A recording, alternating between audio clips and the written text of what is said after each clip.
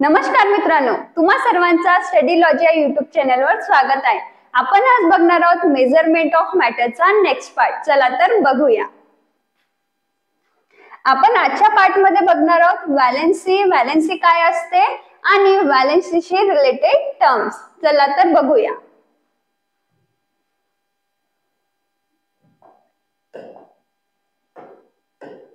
Valency बघण्याआधी आपण बघणार आहोत ऍटम काय असतं।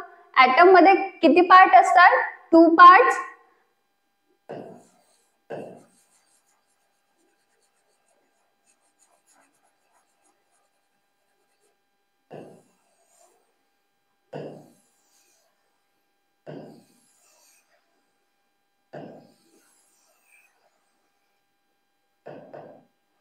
हा काय आपला ऍटम।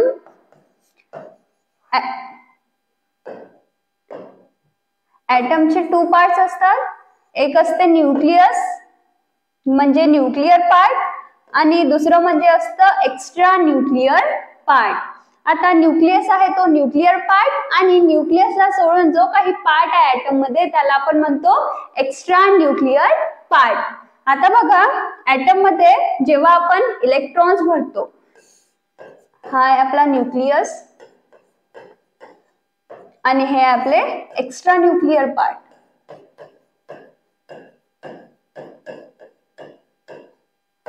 आता या एक्स्ट्रा न्यूक्लियर पार्टलाच आपण एक शब्द वापरतो, तो म्हणजे शेल। म्हणजे न्यूक्लियसच्या आउटर मध्ये काय असतात? शेल असतात। जसं ही फर्स्ट शेल आहे, ही सेकंड शेल आहे, ही थर्ड शेल आहे आणि ही फोर्थ शेल आहे। अशा खूप साऱ्या शेल असतात। त्या शेलचं नाव सुद्धा आहे। जी फर्स्ट सेल असते, न्यूक्लियस नंतरची जी फर्स्ट सेल आहे तिचं नाव आहे के, नंतर सेकंड एल, थर्ड एम आणि लास्ट एन। अशा प्रकारे खूप सारे शेल आहेत, त्यांचं नाव सुद्धा आपण ठेवू शकतो। तर आपली फर्स्ट शेल काय आहे? के, सेकंड काय आहे? एल, थर्ड काय आहे? एम आणि फोर्थ काय आहे? एन। आता बघा, हे शेल आहेत। जसं आपण इलेक्ट्रॉनिक कॉन्फिगरेशन लिहितो तर कसं लिहितो? तो ऑक्टेट रूल नुसार लिहितो। आता ते का बरं लिहितो?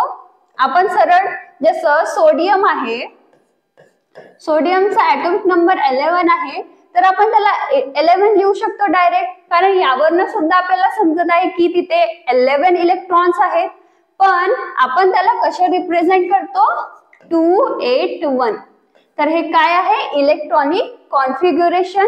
म्हणजे यावरनं काय समजते की हा ऑक्टेट रूल नुसार केलेला आहे आपला ऍटम। आणि दुसरं म्हणजे यामध्ये जे व्हॅलेन्स इलेक्ट्रॉन आहे, म्हणजे आउटर मोस्ट शेल मध्ये किती इलेक्ट्रॉन आहे हे सुद्धा आपल्याला यावरनं समजते। म्हणजे आपल्याला याची स्टडी करायला इझी होते, म्हणून आपण इलेक्ट्रॉनिक कॉन्फिगरेशन नावाचा कन्सेप्ट शिकतो। तर सोडियमचं इलेक्ट्रॉनिक कॉन्फिगरेशन काय आहे? 281। आता बघा, आपण या ऍटमला सोडियम ऍटम मध्ये कन्वर्ट करूया। आपला हा न्यूक्लियस आहे, न्यूक्लियसची फर्स्ट शेल, तिथे किती कॅपॅसिटी आहे? 2 इलेक्ट्रॉन्स। नेक्स्ट किती आहे? 8।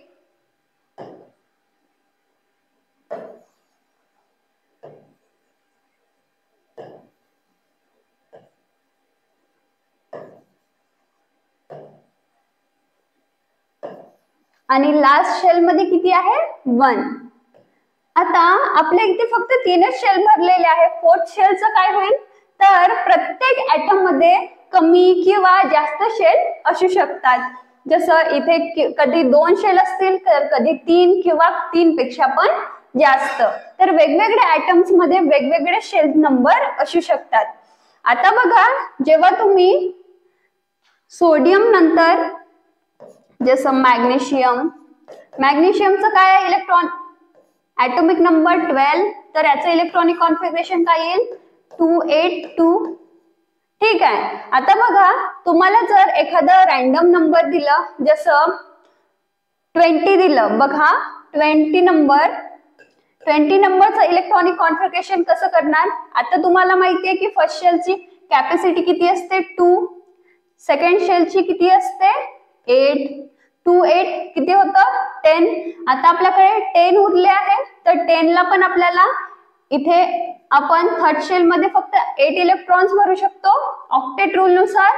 आता किती झाले 18 आणि आपल्या वाचले किती 2. तर आपल्याकडे 20 चा इलेक्ट्रॉनिक कॉन्फिगरेशन काय झाला 2882. तर अशा प्रकारे तुम्हाला इलेक्ट्रॉनिक कॉन्फिगरेशन काढता येतो.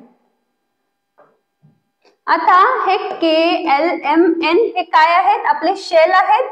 तर या शेलची कॅपॅसिटी K ची असते 2.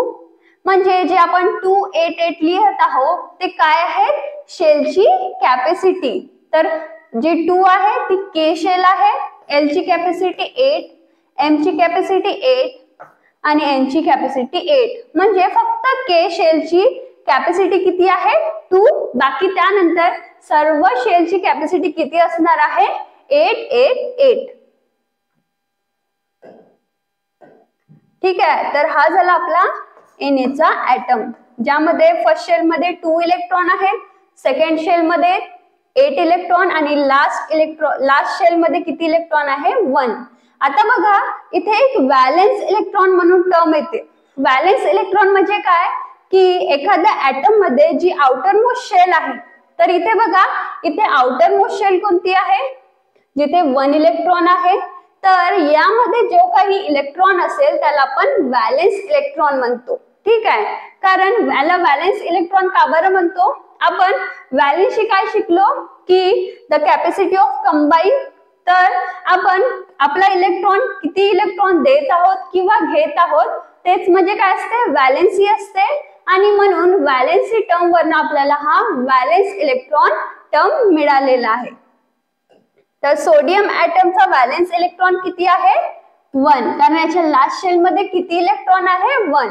तसंच बघा मॅग्नेशियमची लास्ट शेल मध्ये किती इलेक्ट्रॉन आहे 2, तर याचा व्हॅलेन्स इलेक्ट्रॉन किती आहे 2. आता बघा याची व्हॅलेन्सी किती असणार, जेव्हा याच्याकडे 2 इलेक्ट्रॉन आहे तर हा दोन्ही देऊ शकतो, म्हणजे याची व्हॅलेन्सी सुद्धा किती असणार 2. म्हणजे आपल्याला यावरनं समजत आहे की जे व्हॅलेन्स इलेक्ट्रॉन आहे ते त्यांची व्हॅलेन्सी आहे.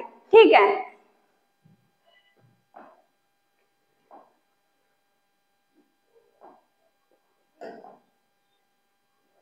आता आपण जे मागच्या स्लाइडवर बघितलं ते आपल्याला या चार्ट मध्ये यूज करायचं. Complete the chart. हा चार्ट दिलेला आहे त्यामध्ये आपल्याला फिलअप करायचं आहे. जसं एलिमेंट दिला आहे, atomic number, electronic configuration, valence electron आणि व्हॅलेन्सी. सर्वात आधी कॉलम मध्ये काय आहे एलिमेंट्स. तुम्हाला इथे 1 to 14 एलिमेंट्स दिलेले आहेत सिरियल वाईज. नंतरच्या कॉलम मध्ये काय आहे ऍटॉमिक नंबर, मग आहे इलेक्ट्रॉनिक कॉन्फिगरेशन, मग आहे व्हॅलेन्स इलेक्ट्रॉन आणि मग आहे व्हॅलेन्सी. तर आता बघूया हायड्रोजनचा ऍटॉमिक नंबर काय असतो 1. बघा इथे लिहिलाय 1. हिलियमचा किती असतो 2. लिथियमचा किती असतो 3. आपण मागच्या लेक्चर मध्ये बघितलं आहे. बेरिलियमचा किती असतो 4. बोरॉनचा 5. कार्बनचा 6. नायट्रोजनचा 7. ऑक्सिजनचा 8. फ्लोरीनचा 9. निऑनचा 10. सोडियमचा बघितलं आपण आता किती होतं 11.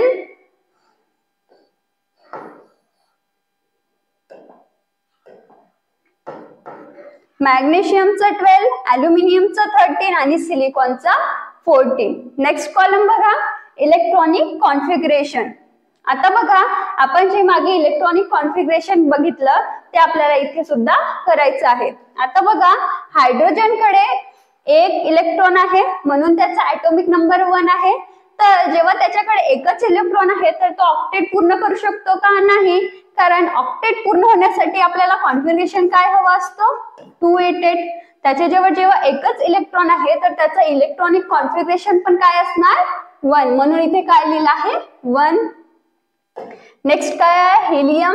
हिलियम मध्ये 2 इलेक्ट्रॉन आहेत म्हणून इथे 2. आता लिथियमचं इलेक्ट्रॉनिक कॉन्फिगरेशन काय येईल बघा, त्याचा ऍटॉमिक नंबर काय येतो 3. तर 3 ला आपण 2 + 1 असं लिहू शकतो, म्हणजे 2:1. कारण आपल्याला या फॉर्म मध्येच त्याला फिलअप करायचं असतं. 2 1. बेरिलियमचं 4 आहे तर आपण याला कसं लिहिणार 2 2. बोरॉनचं काय आहे 2 3. कार्बनचा 2 4. नायट्रोजनचं काय येईल 2 5. ऑक्सिजनचं 2 6. फ्लोरीनचा 2 7. निऑनचा काय येईल 2 8. बघा इथे 2 8 आहे म्हणजे काय हा ऑक्टेट पूर्ण झालेला आहे. यामध्ये कुठलाही व्हॅलेन्स इलेक्ट्रॉन अनपेड नाही आहे. यामध्ये आपल्याला ऑक्टेट पूर्ण दिसत आहे. अशा एलिमेंट्सला आपण नोबल गॅसेस म्हणतो ज्यांचा ऑक्टेट पूर्ण असतो. पिरियोडिक टेबल मध्ये या नोबल गॅसेसला एक वेगळी स्पेस असते. ठीक आहे. नेक्स्ट आहे सोडियम. सोडियमचा बघा 2 8 1. मॅग्नेशियमचा आता बघा फर्स्ट शेल मध्ये आपल्याला 2च पाहिजे तर आपण फक्त 2 लिहिणार. आता 12 मधून 2 गेले तर किती असले आपल्याकडे 10. 10 च आपण 8 इथे लिहूया. आता 8 गेल्यानंतर आपल्याकडे किती उरले 2. तर 2 8 2. ॲल्युमिनियमचा 2 8 3. सिलिकॉनचा काय येईल आधीच्या शेल मध्ये 2 नंतर 8 मग किती उरले आपल्याकडे 4. तर इथे काय लिहिणार आपण 4. आता बघा नेक्स्ट कॉलम व्हॅलेन्स इलेक्ट्रॉन. ऍटमच्या आउटर मोस्ट शेल मध्ये जी सर्वात लास्ट शेल असते त्यामध्ये जेवढे काही इलेक्ट्रॉन असतील ते म्हणजे व्हॅलेन्स इलेक्ट्रॉन. तर बघा हायड्रोजन कडे एकच इलेक्ट्रॉन आहे. हायड्रोजनचा ऍटम कसं काढणार बघा आपण. हा न्यूक्लियस आणि हा आहे आपली त्याची शेल. हायड्रोजनचा ऍटम आहे यामध्ये एकच इलेक्ट्रॉन असतो. हा झाला आपला हायड्रोजनचा ऍटम. तर याच्यामध्ये एकच शेल आहे आणि एकच शेल आहे आणि तीच आउटर मोस्ट शेल सुद्धा आहे म्हणून त्यामध्ये व्हॅलेन्स इलेक्ट्रॉन सुद्धा किती असणार 1. नंतर काय आहे हिलियम. हिलियमचं काय येणार जसं इथे 1 आहे तर इथे 2 येणार. हीच आउटर मोस्ट शेल आहे तर व्हॅलेन्स इलेक्ट्रॉन किती येणार 2. 2 लिहिलं आहे. आता लिथियम. लिथियम मध्ये किती आहे लिथियमचा ॲटॉमिक नंबर 3 म्हणजे इलेक्ट्रॉन किती असणार 3.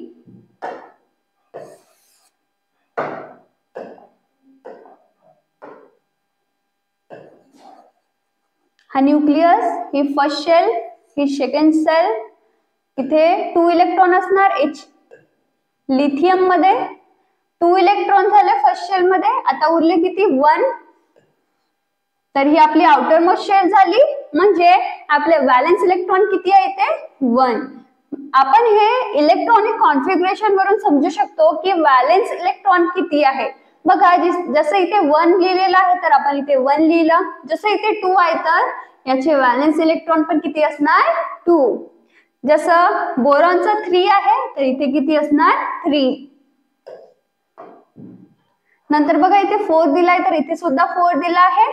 नायट्रोजनचा आउटर मोस्ट शेल मध्ये किती इलेक्ट्रॉन आहे 5 तर त्याचे व्हॅलेन्स इलेक्ट्रॉन 5 आहे.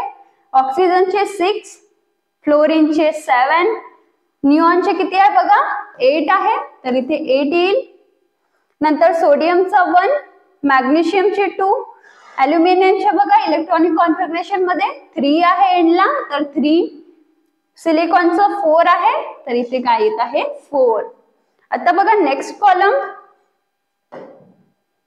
आता आपल्याला इथे व्हॅलेन्सी लिहायची आहे. व्हॅलेन्सी काय असतं कॅपॅसिटी टू कंबाईन म्हणजे आपण इलेक्ट्रॉन किती देऊ शकतो किती घेऊ शकतो त्या कॅपॅसिटीला आपण काय म्हणतो व्हॅलेन्सी.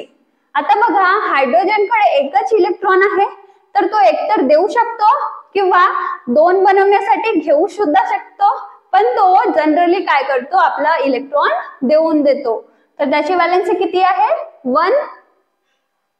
नंतर हिलियम. आता बघा आपल्याला स्टेबिलिटी नावाची एक गोष्ट माहिती आहे. स्टेबिलिटी म्हणजे काय की ज्याची ऑक्टेट पूर्ण असेल म्हणजे जो आपला 282 रूल आहे त्यामध्ये जर कोणा ऍटम कडे जर फक्त 2 इलेक्ट्रॉन आहे बाकी काहीच नाही तर काय तो स्टेबल आहे.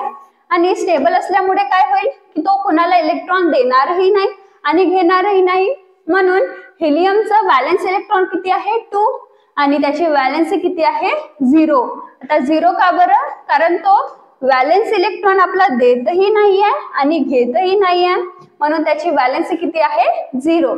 आता बघा लिथियम कडे एक इलेक्ट्रॉन हे आउटर मोस्ट शेल मध्ये, तर तो काय करेल देऊन टाकेल.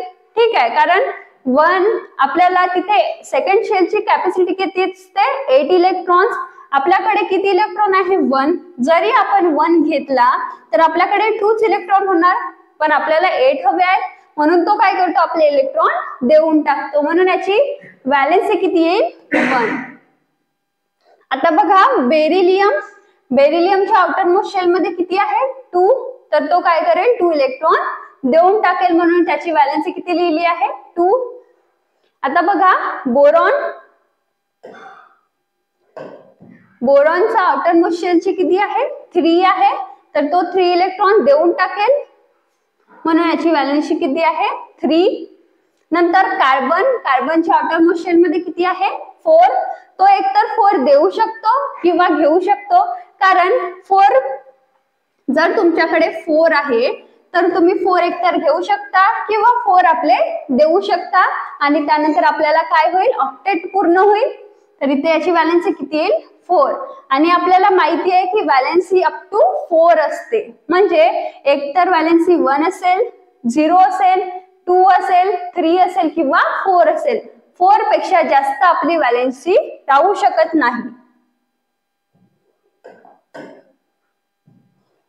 आता बघा इथे नायट्रोजनचा व्हॅलेन्स इलेक्ट्रॉन 5 आहे. आता याला 8 होण्यासाठी कितीची गरज आहे 3 इलेक्ट्रॉन्सची. याच्याकडे जास्त इलेक्ट्रॉन आहे, म्हणून काय हा आपला देणार नाही तर दुसऱ्याकडून घेणार. त्याला कितीची गरज आहे 3 इलेक्ट्रॉन, तर तो 3 घेणार.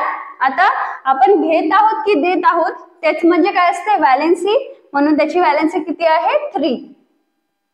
नंतर ऑक्सिजनचं बघा 2 6 ला 8 होण्यासाठी किती लागत आहे 2 इलेक्ट्रॉन, तर याची व्हॅलेन्सी किती असणार 2. फ्लोरीनचं 2 7 आहे 7 1, तर इथे 1 ची गरज आपल्याला 8 होण्यासाठी. आता बघा निऑनचा बघा स्टेबल आहे, ऑक्टेट पूर्ण आहे, म्हणजे हा देणारही नाही आणि घेणारही नाही, तर याचं व्हॅलेन्सी किती असेल 0. बघा हा सेम ट्रेंड फॉलो करत आहे. 1 0 1 2 3 4, इथे 1 0 1 2 3 4 असंच येईल. इथे 1 आहे सोडियमच्या. मॅग्नेशियम किती देईल 2, कारण याच्या आउटर मोस्ट शेल मध्ये किती आहे 2 इलेक्ट्रॉन. नंतर अल्युमिनियमचं किती येईल 3. नंतर सिलिकॉनचं काय येईल 4. बघा सेम ट्रेंड फॉलो होत आहे व्हॅलेन्सीचा, तर आपल्याला यावरून समजते की व्हॅलेन्सी अप टू 4 असते. ठीक आहे, एकतर आपण अप टू 4 देऊ शकतो किंवा घेऊ शकतो.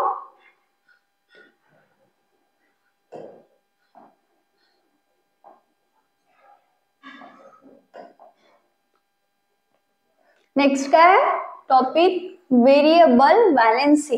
आता बघा आपण जेव्हा व्हॅलेन्सी शिकलो त्यामध्ये काय शिकलो की व्हॅलेन्सी एकच असते, जसं सोडियम आहे, मॅग्नेशियम आहे, कॅल्शियम आहे, ऑक्सिजन आहे, फ्लोरीन आहे, या सर्वांची व्हॅलेन्सी सेम असते. म्हणजे ते कोणत्याही एलिमेंट सोबत जेव्हा कंबाईन होतील ते एकतर ठराविक एलिमेंट्स ठराविक इलेक्ट्रॉन देणार किंवा घेणार.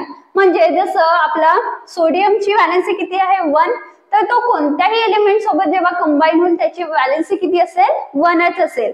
पण आपल्या पिरियोडिक टेबल मध्ये काहीतरी असे एलिमेंट्स आहेत ज्यांची व्हॅलेन्सी वेगवेगळी असते. म्हणजे जर दुसऱ्या कंपाऊंड मध्ये कंबाईन होत आहे तर व्हॅलेन्सी दुसरी आहे, एका दुसऱ्या एलिमेंट मध्ये कंबाईन होत आहे तर त्यांची व्हॅलेन्सी वेगळी आहे. त्यालाच आपण नाव दिलं आहे व्हेरिएबल व्हॅलेन्सी. काय बघा, under different condition the atoms of some element give away or take up different number of electron. काहीतरी वेगळ्या कंडिशन मध्ये काही काही एलिमेंट्स इलेक्ट्रॉन घेतात किंवा देतात डिफरंट नंबर मध्ये. In such cases those element exhibit more than one valency. आणि तसे एलिमेंट मग एकापेक्षा जास्त व्हॅलेन्सी दाखवतात. This property of element is called as variable valency. आता आपल्याला कसं कळणार की व्हेरिएबल व्हॅलेन्सी कोणकोणते एलिमेंट्स दाखवणार, तर तुम्हाला जस्ट हा टॉपिक दिलेला आहे आणि जर पेपरमध्ये विचारलं तर आपल्याकडे 3 असे एलिमेंट्स आहेत जे व्हेरिएबल व्हॅलेन्सी दाखवतात. फर्स्ट आहे कॉपर, नंतर मर्क्युरी आणि मग आयर्न. बघा काय लिहिलं आहे, iron exhibit the variable valency 2 and 3. Therefore, iron forms 2 compound with chlorine FeCl2 and FeCl3. काय म्हटलं आहे, आयरन हा व्हेरिएबल व्हॅलेन्सी शो करतो. तो एकतर 2 शो करतो, कधी 3 शो करतो. बघा इथे हा 2 Cl सोबत कंबाईन झालेला आहे, तर कधी हा 3 इलेक्ट्रॉन सोबत कंबाईन झालेला आहे. आणि कंबाईन होणे म्हणजेच काय की त्यांची व्हॅलेन्सी तितकी आहे. तर इथे Fe ची व्हॅलेन्सी किती असेल 2 आणि या कंपाऊंड मध्ये काय असेल 3 क्लोरीनला अटॅच आहे, तर याची व्हॅलेन्सी असेल इथे असेल 2 आणि इथे असेल 3. ठीक आहे. आता बघा इथे दिलंय आपल्या टेक्स्ट बुक मध्ये some elements that exhibit variable valency. बघूया काय काय आहे. कॉपर, कॉपरचा सिंबल असतो Cu. तो कोणकोणते व्हॅलेन्सीज दाखवतो 1 and 2. आता बघा तुम्हाला हे व्हॅलेन्सी वरनं काय कळतं की तो 1 देऊ शकतो किंवा 2 देऊ शकतो. आता जेव्हा तो 1 देऊन टाकेल, दिल्यानंतरचा साइन काय असतो, पॉझिटिव्ह चार्ज असतो, त्याला आपण काय म्हणतो कटायन म्हणतो. जेव्हा आपण दुसऱ्याकडून घेत आहोत तर काय असतो निगेटिव्ह साइन असतो. आता जेव्हा हा Cu देईल 1 तर त्याच्यावर काय येईल Cu प्लस चार्ज. जेव्हा तो 2 देईल तर त्याच्यावर किती येईल Cu2+. ठीक आहे. आणि यांना काय म्हणतात आयन म्हणतात. यांना एलिमेंट म्हणणार नाही कारण यावर काय आहे पॉझिटिव्ह निगेटिव्ह साइन आहे. ठीक आहे. नॉमेनक्लेचर Cu+ याला आपण क्युप्रस म्हणतो आणि Cu2+ ला क्युप्रिक असं म्हणतो. ठीक आहे. आता हे आयनचं व्हॅलेन्सी चेंज होत आहे, त्याप्रमाणे त्याचं नाव सुद्धा चेंज होत आहे. नंतर मर्क्युरीचा सिम्बॉल असतो Hg. व्हॅलेन्सी काय काय शो करतो 1 and 2. तर 1 देईल तर Hg+1 होईल, 2 देईल तर Hg2+ होईल. तर जेव्हा तो Hg+ आहे तर त्याचं नाव काय आहे मर्क्युरस. Hg2+ आहे तर त्याचं नाव काय आहे मर्क्युरिक. म्हणजे बघा जेव्हा तो +1 स्टेट मध्ये आहे, जेव्हा त्याची व्हॅलेन्सी 1 आहे तर त्याच्या नावामागे काय लागत आहे URS. आणि जेव्हा 2 आहे तर काय लागत आहे URC. नेक्स्ट काय आहे आयन, काय आहे त्याचा सिम्बॉल Fe. ठीक आहे. नंतर त्याची व्हॅलेन्सी काय आहे 2 3. 2 असेल तर Fe2+, 3 असेल तर Fe3+. आता जेव्हा 2+ आहे तर त्याचं नाव आहे फेरस आणि जेव्हा तो 3+ स्टेट मध्ये आहे त्याचं नाव आहे फेरिक. ठीक आहे. तर हे 3 एलिमेंट्स आहेत जे व्हेरिएबल व्हॅलेन्सी शो करतात.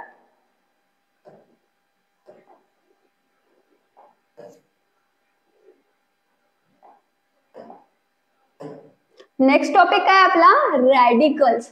आता रॅडिकल्स म्हणजे काय बघा, जे आपण आयन्स बघितलं positively ion, negatively charge ion. तर आयन्स म्हणजे काय असतं, जर एखादा एलिमेंट आपला इलेक्ट्रॉन देत आहे किंवा कुणाकडून घेत आहे आणि त्यामुळे त्यावर जो काही चार्ज येत आहे त्याला आपण काय म्हणतो आयन म्हणतो. आणि जर तो पॉझिटिव्हली चार्ज आहे त्याला आपण कटायन म्हणतो. जेव्हा तो निगेटिव्हली चार्ज आहे त्याला आपण अनायन म्हणतो. आता हे रॅडिकल म्हणजे काय बघूया. Compound with ionic bond. Ionic bond म्हणजे काय बघा, जेव्हा 2 एलिमेंट कंबाईन होतात त्यामध्ये कोणता तरी बॉन्ड बनते. तर जेव्हा तो बॉन्ड बनते तो आयोनिक बॉन्ड असेल किंवा बघा बॉन्डचे 2 टाइप्स असतात, ionic bond and covalent bond. तर जेव्हा आपण मेटल आणि नॉन मेटलला अटॅच करतो, कंबाईन करतो आणि त्यामध्ये जर इलेक्ट्रॉन देत आहेत किंवा घेत आहेत त्याला काय म्हणतात आयोनिक बॉन्ड. आणि जेव्हा 2 एलिमेंट शेअर करत आहेत म्हणजे त्याचा पण होईल आणि आपला पण होईल तेव्हा काय होतो कोव्हॅलेंट बॉन्ड. म्हणजे आयोनिक बॉन्ड म्हणजे काय होतं की इलेक्ट्रॉन देणे किंवा घेणे, आणि कोव्हॅलेंट बॉन्ड म्हणजे काय, शेअरिंग ऑफ इलेक्ट्रॉन. बघा काय लिहिलं आहे, compound with ionic bond have two constituents. These are cation that are positively charged and anion that are negatively charged. बघा इथे लिहिलं आहे कटायन म्हणजे पॉझिटिव्हली चार्ज आहेत आणि अनायन म्हणजे निगेटिव्हली चार्ज. नंतर काय लिहिलं आहे, they take part independently in chemical reaction and are therefore called radicals. आता काय होतं, जेव्हा केमिकल रिएक्शन होते तर आपण काय करतो, त्या कंपाऊंडला जर पाण्यात टाकलो तर काय होतात, ते आयन्स वेगवेगळे होतात. जसं NaCl आहे तर Na प्लस वेगळा होतो, Cl मायनस वेगळा होतो, आणि ते वेगवेगळे इंडिपेंडेंटली केमिकल रिएक्शन मध्ये सहभागी होतात आणि त्यांनाच काय म्हणतात, रॅडिकल. तर रॅडिकल म्हणजे काय, पॉझिटिव्हली चार्ज आहे किंवा निगेटिव्हली चार्ज आहे. It is seen from above chart that different bases such as NaOH, KOH are formed when various cation radical are paired with different anionic radical. म्हणजे यावरून आपल्याला समजते की सोडियम हायड्रॉक्साइड म्हणजे NaOH, KOH. आता बघा हे कंपाऊंड कसे बनले ते आपण पुढे बघूया. सध्या तुम्ही लक्षात ठेवा की NaOH आहे, KOH आहे. आता तुम्हाला यावरनं कसं समजणार की कटायन काय आहे आणि अनायन काय आहे. तर बघा सोडियम आपला कटायन आहे, OH हा आपला अनायन आहे. इथे K काय आहे, कटायन आहे, OH काय आपला अनायन आहे.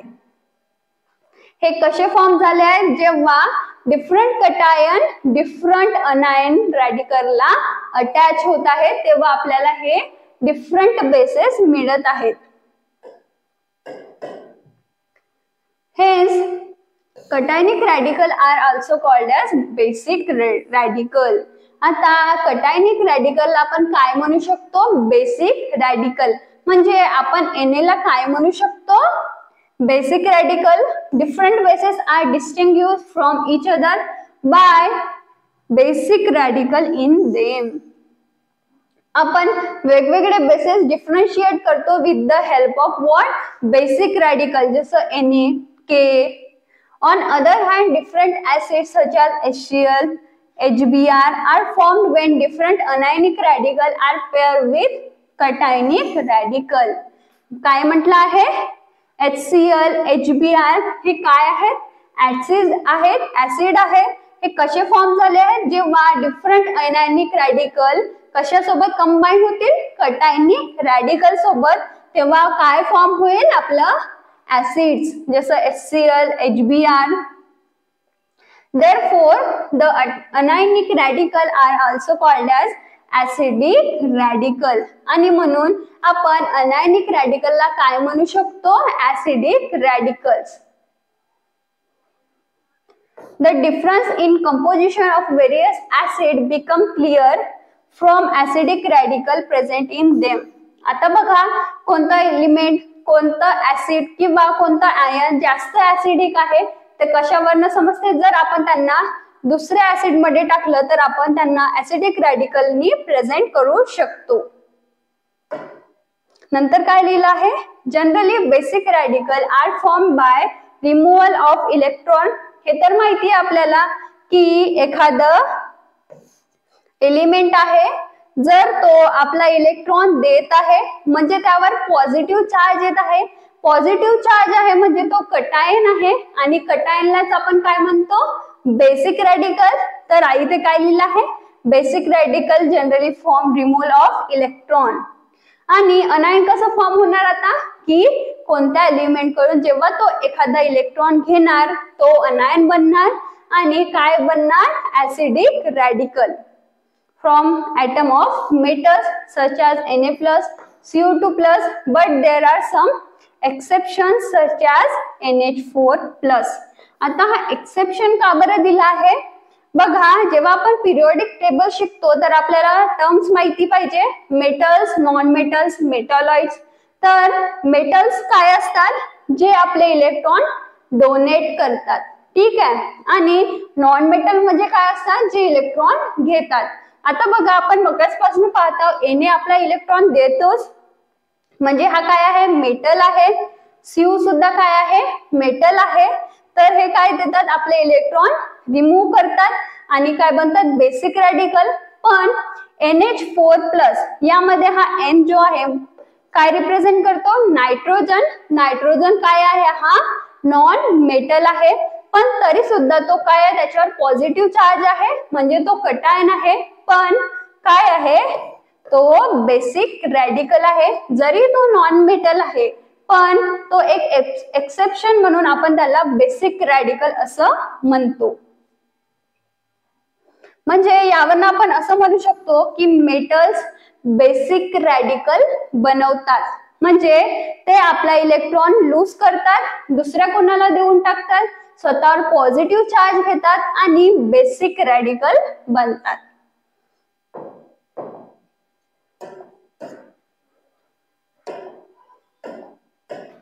काय लिहिलंय पुढे, similarly the acidic radical are form by adding electron to the atom of non metal.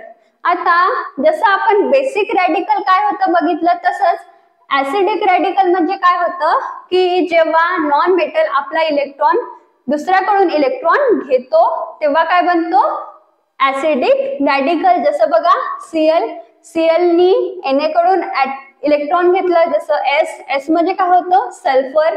तर हे काय आहेत, नॉन मेटल्स आहेत. जेव्हा तुम्ही पिरियोडिक टेबल शिकणार तेव्हा तुम्हाला समजेल की मेटल काय असतं, नॉन मेटल काय असतं, ते कोणकोणते आहेत. नंतर बघा, but there are some exception like MnO4. आता जसं तिथं एक्सेप्शन म्हणून काय होता, तो नॉन मेटल होता नायट्रोजन, तसं Mn काय आहे, इथे मेटल आहे, पण तो काय आहे, ऍसिडिक रॅडिकल. ते कसं समजतो, यावर बघा निगेटिव्ह साइन आहे. निगेटिव्ह साइन आहे म्हणजे काय, तो अनायन आहे, म्हणजे तो ऍसिडिक रॅडिकल बनवू शकतो. तर हा एक एक्सेप्शन आहे.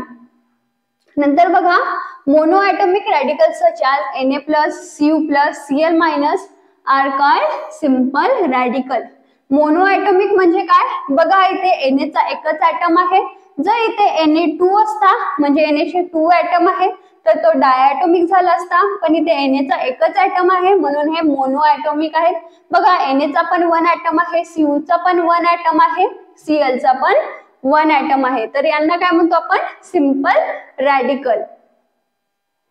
नंतर बघा, when a radical is a group of atom carrying charge such as SO4- NH4+, it is called composite radical. आता जसं SO4 आहे, यामध्ये 2 एलिमेंट्स आहेत बघा, एक आहे सल्फर, एक आहे ऑक्सिजन. जसं इथे बघा N आहे, N म्हणजे नायट्रोजन आहे आणि H म्हणजे हायड्रोजन आहे, म्हणजे एकापेक्षा जास्त जर एलिमेंट्स आयन मध्ये फॉर्म होत आहेत तर त्यांना आपण कंपोजिट रॅडिकल असं म्हणतो. The magnitude of charge any radical is it's valency. आता आपण असं रॅडिकल्स पाहून सुद्धा त्यांची व्हॅलेन्सी सांगू शकतो, कारण एखाद्या एलिमेंटवर, एखाद्या ॲटमवर जो काही चार्ज असेल तो त्याची व्हॅलेन्सी असेल. तर Na ची व्हॅलेन्सी काय असेल, 1. Cu ची काय असेल, 1. Cl ची काय असेल, 1. सल्फेटची काय, SO4 याला आपण सल्फेट म्हणतो, तर सल्फेटची काय असेल, 2. NH4 काय असेल, 1. नंतर बघा काय दिलं आहे, केमिकल फॉर्म्युला ऑफ कंपाऊंड. आता आपल्याला, आपण आतापर्यंत एलिमेंट्स बघितले, कंपाऊंड बघितले, आता आपल्याला कंपाऊंडचा मॉलिक्युलर फॉर्म्युला बघायचा आहे. म्हणजे एकंदरीत आपल्याला जसं एलिमेंटचं मास बघितलं होतं तसं आपल्याला आता कंपाऊंडचा मास बघायचा आहे. बघा, हे 2 एलिमेंट सोबत आले, यांनी कंपाऊंड बनवला.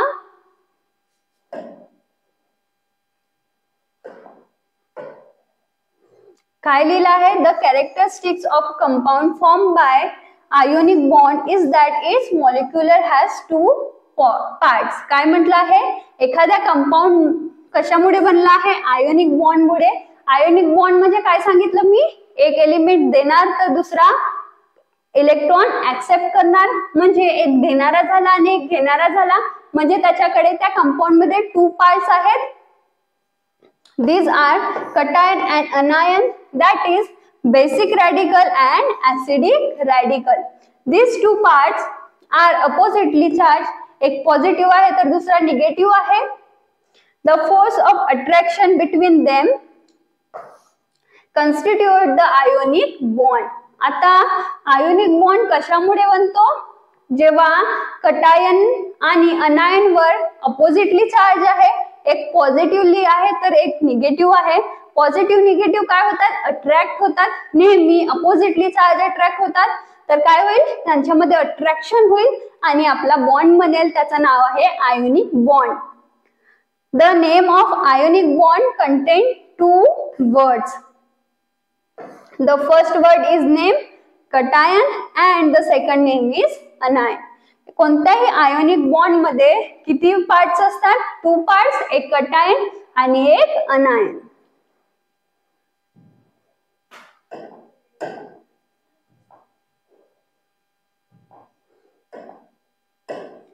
नंतर बघा काय लिहिलं आहे. For example, the formula of compound such as sodium chloride is written by writing symbol of cation on left side and adjoint to it on the right is the symbol of anion. काय म्हटलं आहे? एक compound consider करा, तर आपण consider करत आहोत NaCl. हा काय आहे? कंपाउंड आहे. कंपाउंड का बरं आहे? यामध्ये 2 वेगवेगळे एलिमेंट्स आहेत. जेव्हा 2 वेगवेगळे एलिमेंट्स कंबाईन होतात त्याला काय म्हणतो आपण? कंपाउंड म्हणतो. तर आपण NaCl कंपाउंड घेतला. आता आपल्याला काय दिलेलं आहे इथे? जेव्हा 2 एलिमेंट कंबाईन होतात तर त्यांची व्हॅलेन्सीज काय असतात, आपण त्यांना कसं रिप्रेझेंट करू शकतो ते इथे दिलेलं आहे. काय लिहिलं आहे? कटायन ऑन लेफ्ट, म्हणजे जर एखादा आपण कंपाऊंड लिहत आहोत तर सर्वात आधी आपल्याला कटायन लेफ्टला लिहावं लागते. बघा Na+ असतो म्हणून हा कटायन आहे, Cl- असतो म्हणून हा अनायन आहे. कटायन आपण लेफ्ट साइडला लिहिलेला आहे, अनायन आपण राइट साइडला लिहिलेला आहे. The charges are shown in terms is written as subscript on right side of symbol ion. In case of composite radical, the number is written as subscript outside the bracket enclosing it symbol. आता बघा काय म्हटलं इथे? आपला compound घेतला आपण NaCl. आता NaCl ला काय करू आपण? सेपरेट लिहूया.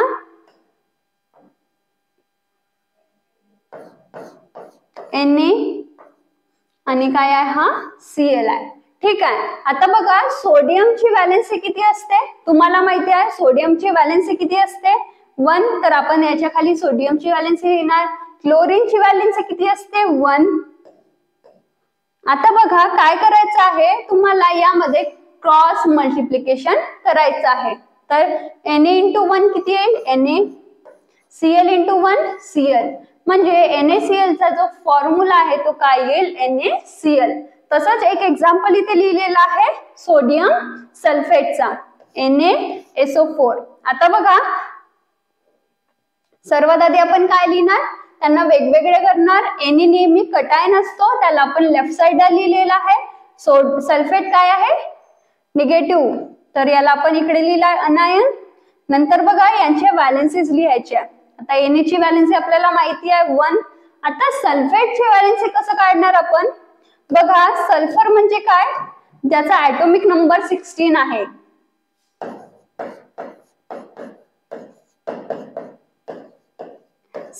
आहे. ठीक आहे. आता याचं कॉन्फिगरेशन करणार आपण. 2 फर्स्ट शेल मध्ये 2 ची कॅपॅसिटी, नंतर 8 किती झाले? 10. आता आपल्याकडे किती वाचले? 6. तर याच्याकडे किती आहे? 6 इलेक्ट्रॉन आहे. तर हा काय करणार? 2 घेणार, कारण याच्याकडे जास्त इलेक्ट्रॉन आहे तर तो 6ही देऊन टाकणार नाही, तो 2 इलेक्ट्रॉन घेणार आणि आपली ऑक्टेट पूर्ण करणार. तर याला आता कितीची गरज आहे? 2 इलेक्ट्रॉन्सची. ठीक आहे. म्हणून इथे काय लिहिलंय बघा? 2 लिहिलं आहे, पण याचा आन्सर हे नाही. बघा जेव्हा बॉन्ड फॉर्मेशन होतं तर हा सल्फेट सुद्धा काहीतरी कंपाऊंड आहे, तर सल्फेटची व्हॅलेन्सी आपण इथे काय पकडूया? 6. व्हॅलेन्सी किंवा आपण याला म्हणू व्हॅलेन्स इलेक्ट्रॉन, तर आपण यांना असं शो करतो 2 4 6. तर जेव्हा हा फॉर्म होतो सल्फेट, तर यामध्ये किती ऑक्सिजन आहेत बघा 4. तर हा एक इलेक्ट्रॉन इथे O सोबत, हा सेकंड O सोबत, थर्ड O सोबत, फोर्थ O सोबत. आता आपल्याकडे किती इलेक्ट्रॉन वाचले 1 2, आणि म्हणून सल्फेटची व्हॅलेन्सी इथे किती लिहिलेली आहे 2. ठीक आहे, आता आपल्याला व्हॅलेन्सी माहित झाली. आता आपण काय करणार cross multiplication Na*2 Na2 sulphate into 1, तर सल्फेट. तर हा झाला सोडियम सल्फेटचा फॉर्म्युला. आणि अशा प्रकारेच आपल्याला काही कंपाऊंडचे मॉलिक्युलर फॉर्म्युलाज काढायचे आहे. केमिकल फॉर्म्युला आपण त्यांना असं म्हणतो.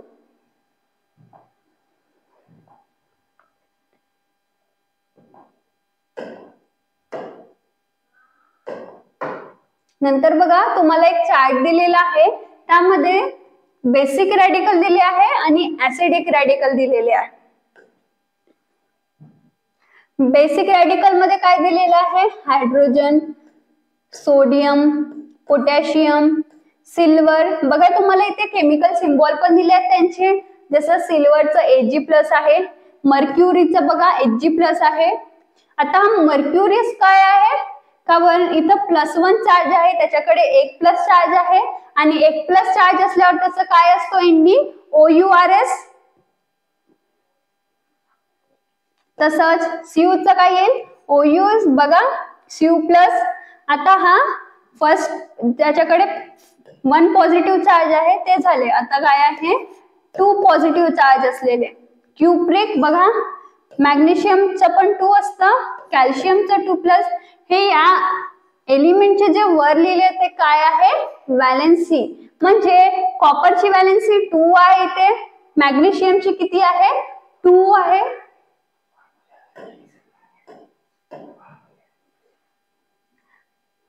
बघा इथे हायड्रोजनचं काय येईल basic radical H1+, सोडियमचा Na+,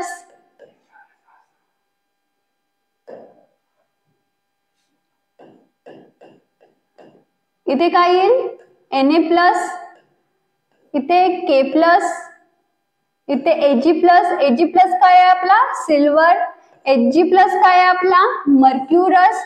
mercurous का बरं आहे मर्क्युरी का नाही, कारण इथे +1 साइन आहे म्हणून याचं नाव काय आहे मर्क्युरस. इथे काय आहे Cu+, क्युप्रस, नंतर Cu2+, काय आहे क्युप्रिक, नंतर Mg2+. हा 2+ काय आहे व्हॅलेन्सी, म्हणजे मॅग्नेशियमची व्हॅलेन्सी काय आहे 2. मॅग्नेशियम, कॅल्शियम काय आहे कॅल्शियमचं 2+ कॅल्शियम, Na2+ म्हणजे काय आहे निकेल, CO2+ काय आहे आपला कोबाल्ट, Hg2+ काय आहे आपला मर्क्युरिक. बघा हा इथे काय होतं मर्क्युरस करण्याच्या +1 साइन होता, आता जेव्हा याच्याकडे +2 साइन आहे त्याचं नाव काय आहे मर्क्युरिक. नंतर बघा मॅग्नीज Mn2+, मॅग्नीज, नंतर Fe2+, फेरस म्हणजे आपला आयन, नंतर Sn2+, काय आहे स्टॅनस, Pt2+, हे काय आहे प्लॅटिनम. नंतर बघा Al3+, म्हणजे काय आपला ॲल्युमिनियम, Cr3+ काय आपला क्रोमियम, Fe3+ काय आहे फेरिक, Au3+ काय आपला गोल्ड. बघा गोल्डचं साइन काय आहे Au आणि सिल्वरचं साइन काय आहे Ag. स्टॅनिकचा Sn4+ आणि NH4+.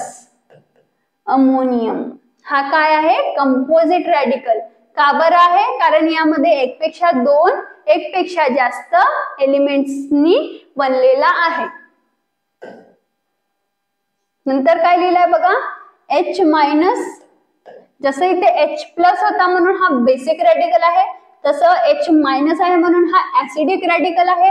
याचं नाव हायड्राइड आहे. इथे काय होतं याचं नाव हायड्रोजन, इथे याचं नाव काय आहे हायड्राइड. F- काय आहे फ्लोराइड, Cl- काय आहे क्लोराइड, Br- काय आहे ब्रोमाइड, I मायनस काय आहे आयोडाईड. म्हणजे ऍसिडिक रॅडिकलच्या एंडला काय लिहिलंय बघा IDE. O2 मायनसच्या एंडनी oxide, S2 minus sulphide, N3 minus, N काय आपला नायट्रोजन तर nitride, OH minus hydroxide, NO3 minus nitrite. बघा NO3 मायनस काय आहे नायट्रेट आहे आणि NO2 मायनस आहे तो काय आहे नायट्राइट. नंतर HCO3 मायनस काय असतं बायकार्बोनेट, HSO4 काय असतं बायसल्फेट, HSO3 मायनस काय असतं बायसल्फेट.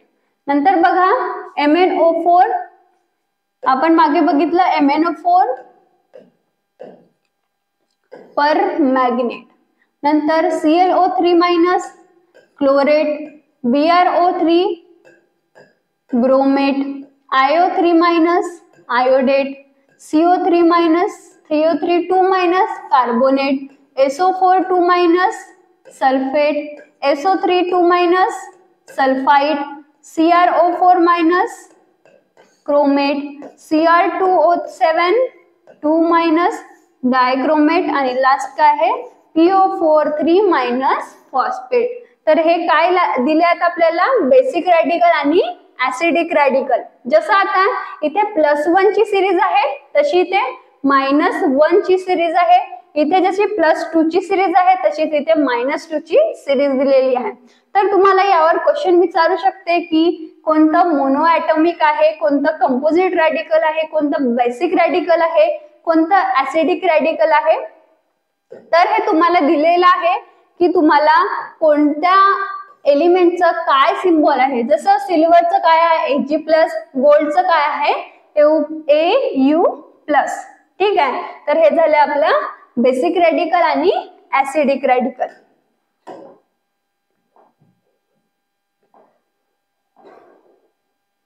आणि इथे आपला चॅप्टर संपतो. चला तर पुढे बघूया. तुम्हाला आजचा व्हिडिओ आवडला असेल तर व्हिडिओला लाईक करा आणि असेच उपयोगी व्हिडिओज बघण्यासाठी चॅनलला सबस्क्राईब करा.